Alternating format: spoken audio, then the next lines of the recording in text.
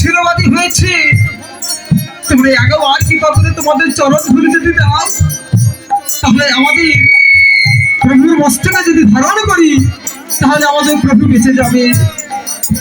এবার স্বর্গে যত দেব দেবী ছিল সবাই বলছি, ওরে নারদ, আমরা সামান্য দেব দেবতা, আমাদের চরণ ধুলি প্রভুর মস্তকে দিয়ে আমরা অপরাধী হব না। না নারদ, নারদ, আমরা আমাদের চরণ ধুলি দিতে পারবো না। নারদ, তুমি অন্য কোথাও যাও। নারদের এবার মন খারাপ হয়ে গেলে, দেখি যে আশা নিয়ে এসেছিলাম স্বর্গের দেবতারা পর্যন্ত চরণ ধুলি দিল না, আর ভেবেছিলাম স্বর্গে গিয়ে আমি ওই দেবতাদের চরণ ধুলি প্রভুর মস্তকে দিব, আর প্রভু সঙ্গে সঙ্গে ভালো হয়ে যাবে। এই মনে ভাবছি, আর মনে মনে ভাবছি না, আমাকে যে বিলম্ব করলে হবে না, যাব আমি সেই আবার পাতালে। এবার কি করলে? কৃষ্ণ নাম জপ করতে করতে আবার সেই পাতালে চলে যাচ্ছে। কৃষ্ণ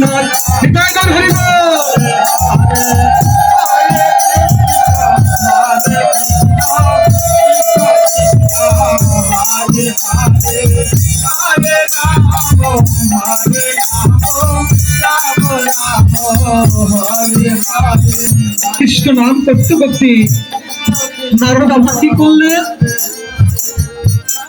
নারদ ছুটে চলেছেন পাতালবাসীর কাছে। প্রত্যেকটি পাতালবাসীকে বলছে, ওই যে পাতালবাসী, পাতালবাসী,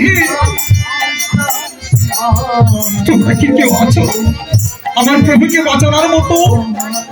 আমার প্রভু কৃষ্ণের শিরোবাদী হয়েছে, একবার কৃপা করে তোমাদের চরণ ধুলি দাও। তোমাদের চরণ ধুলি যদি তোমরা দিতে পারো, ওই সেই চরণ ধুলি ভগবান কৃষ্ণের মস্তকে আমি ধারণ করাবো। প্রভুর মস্তকে ধারণ করলে প্রভুর শিরোবাদী ভালো হয়ে যাবে। এবার পাতালবাসী বলছে, নারদ, তুমি কি পাগল হয়েছ? আমরা সামান্য পাতালবাসী, আমরা সামান্য একজন পাতালবাসী হয়ে ভগবানের মস্তকে আমাদের চরণ ধুলি কেমন দিব? যাও নারদ, তুমি এখান থেকে চলে যাও অন্যত্র। নারদের মাথায় যেন সমস্ত আকাশ ভেঙে পড়ে গেল। প্রভু মস্তকে হাতে বলছে, নারদ প্রভু, এখন আমি কি করবো প্রভু? এবার মহা চিন্তায় বললেন, নারদমণি, না না, আমাকে এই পথ অবলম্বন করতে হবে। এবার নারদের মনে করলো, পেয়েছি, এইবার আমি খুঁজে পেয়েছি প্রকৃত ভক্তের চরণ ধুলি। আর কি করেছে নারদমণি? আমার মনে মনে ভাবলেন যে রাধারানী কৃষ্ণকে ভালোবেসে, কৃষ্ণকে আপন মনে করে শাশুড়ি নরদিনের কাছে কলঙ্কিত হয়েছিল। কৃষ্ণ বলার মতো তার আর পড়ছিল না। কৃষ্ণ কৃষ্ণ করে বলে রাধারে যে দাদিনীর ঘরে বাস করে, সেই নারদমণি আজ স্মরণ করেছি বৃন্দাবনে যাবার জন্য। আজ মনে মনে বলছে, যাবো আমি সেই বৃন্দাবনে। এবার ভগবানকে স্মরণ করে হরি নাম করতে করতে এবার নারদমণি চলছি, প্রভু তোমার নাম স্মরণ করে আমি ছুটলাম কাছে, দেখি তোমার ভক্তের চরণ ধুলি মিলে কিনা। হৃদয় গো প্রেমানন্দ, সবাই হরি হরি গো।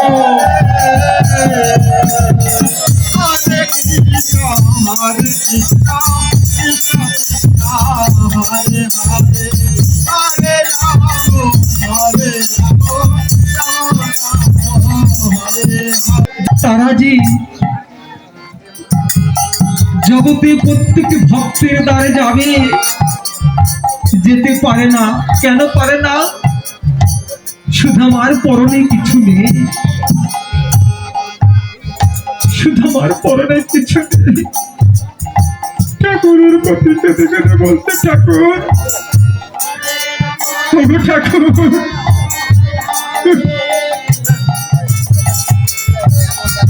তুমি তুমি আমাকে দুঃখিনী করেছো, কাঙ্গাল করেছো, করে দাও জগতে সকল কিছু সইবার মতো আমাকে শক্তি দিও প্রভু। তাই গো প্রমানন্দ হরিব এমনি ভাবে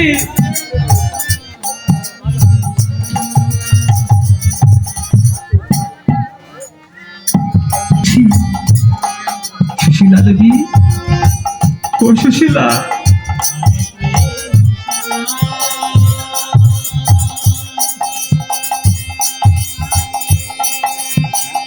সুশীলা তো বলছি, সুশীলা হরিবল হরিবল। ওগো সুশীলা,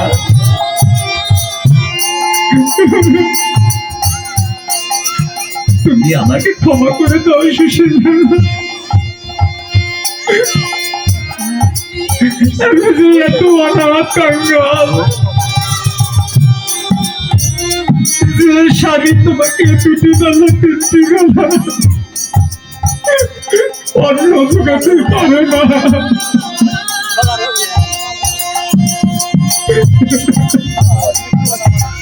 সেই স্বামীর বেঁচে থেকে কি লাভ বলো সুশীলা?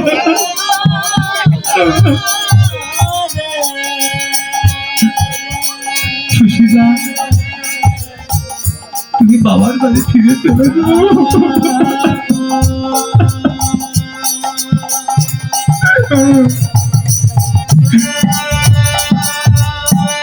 যে স্বামী তার স্ত্রীকে ঠিক মতো বস্ত্র এখানে দিতে পারে না,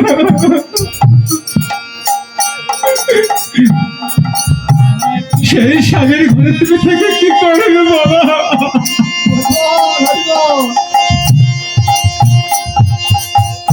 স্বামীর চরণে পড়ে বলতে, স্বামী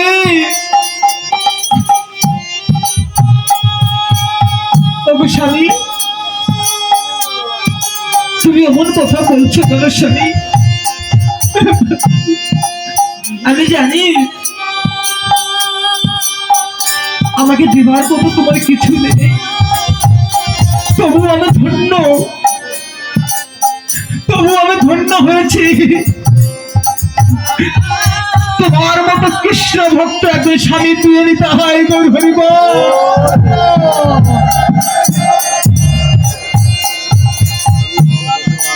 তো ভালোবাসে, সেই ভক্তকে এত যন্ত্রণা দেয়, সুখ দেয় না, কষ্ট দেয়।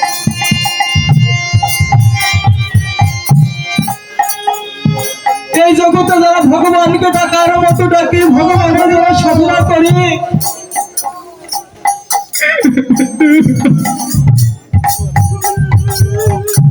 ভগবানকে যারা ভক্তি করে,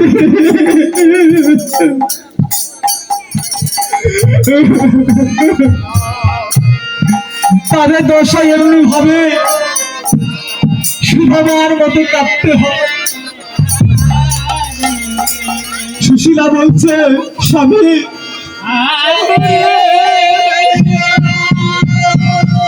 তুমি কেঁদো না স্বামী,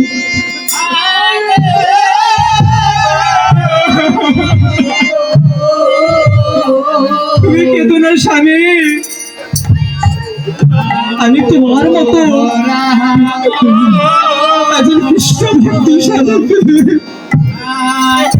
আমার জীবন যৌবন ধন্য হয়েছে।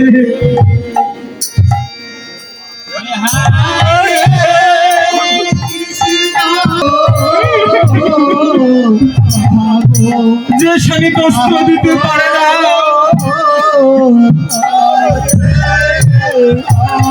সেই অধীনের বেঁচে থেকে আর কি লাভ?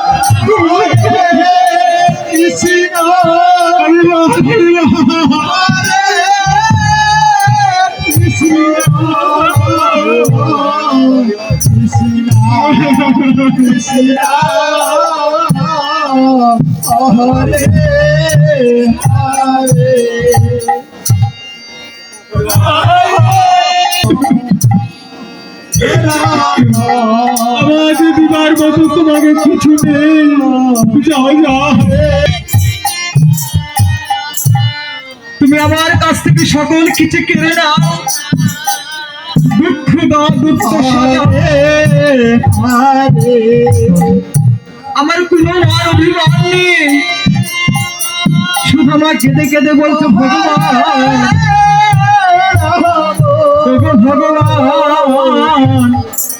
তুমি আমাকে দুঃখ দাও, দুঃখ সাথে আমার দুঃখ নেই, সকল কিছু কেন আমার অভিমান নেই। তোমার কাছে আমার একটি মিনতি প্রভু, আমি যেন কৃষ্ণ বলে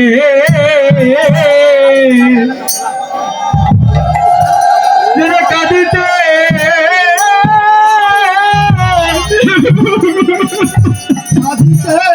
পারি। হরিবার হরিবা আমি কৃষ্ণ বলে হরিবার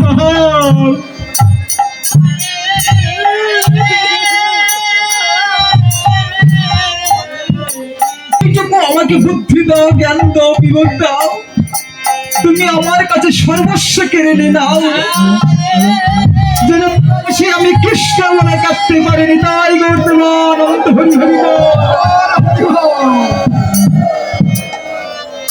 আমার সুশীলা বলছে স্বামী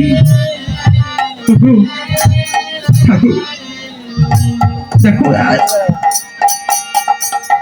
গোবিন্দের ভোগ লাগাবো, ঘরে এক মুষ্টি চাল নেই,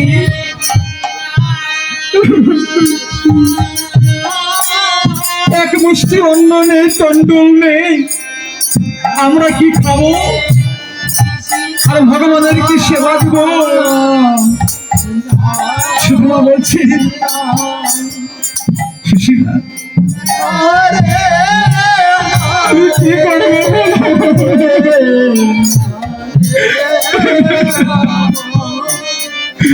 আমি যে নিরুপায় সুশীলা, এই জন্যই তো বলছি তুমি বাবার গিয়ে তুমি ফিরে যাও।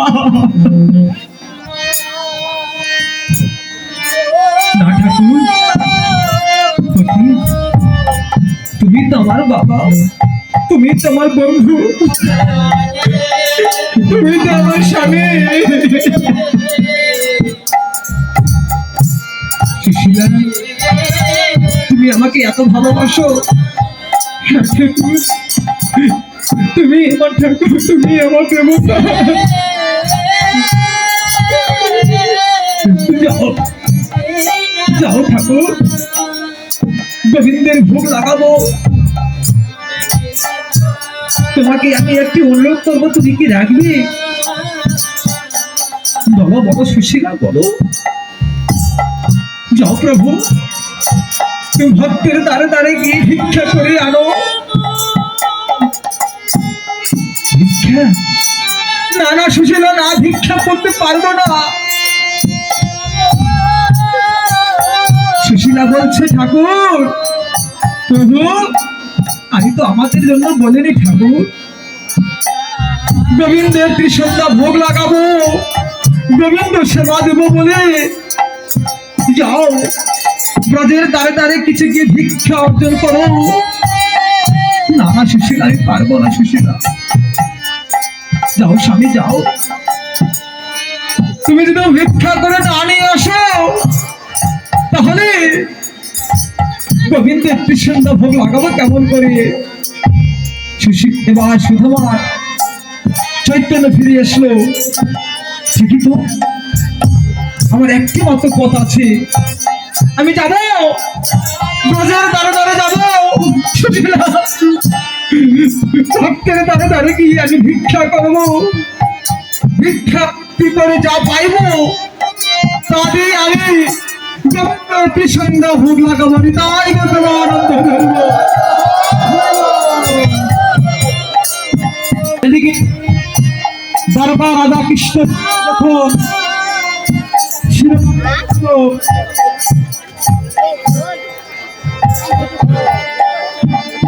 শিরোবাদী ভালো করার জন্য নারদ গেছে সেই বৃন্দাবনে।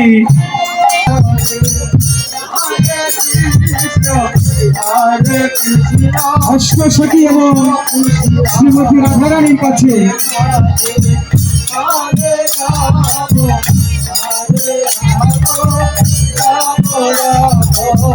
Hare